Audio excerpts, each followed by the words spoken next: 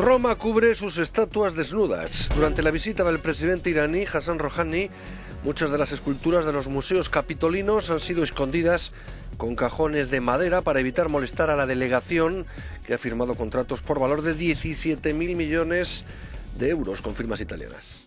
Italy covers up naked statues for Iranian president's visit. Some statues inside Italy's Capitoline museums in Rome, including a Venus dating back to the 2nd century BC, have been covered up under Prime Minister Renzi's government to avoid offending Iranian President Hassan Rouhani during his visit. The reason? They were naked. Why does Italy all of a sudden care about the sensitivities of the Iranian president? According to Rouhani himself, Italians are very welcoming and they try to do the most to put their guests at ease. And that might be true. Italians do have the reputation of being a welcoming and warm group of people.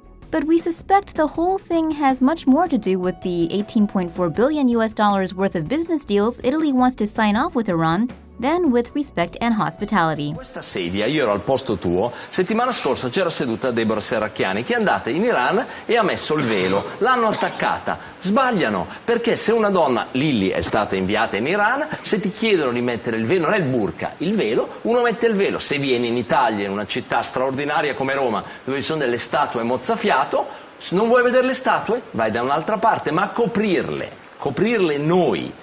Poi, ripeto, anche in maniera grottesca, perché gli hanno messo lo scatolone intorno, ripeto, a meno che sia marketing, manca il buchino con i soldi per la moneta e forse noi siamo dei geni, ecco. What can I be you?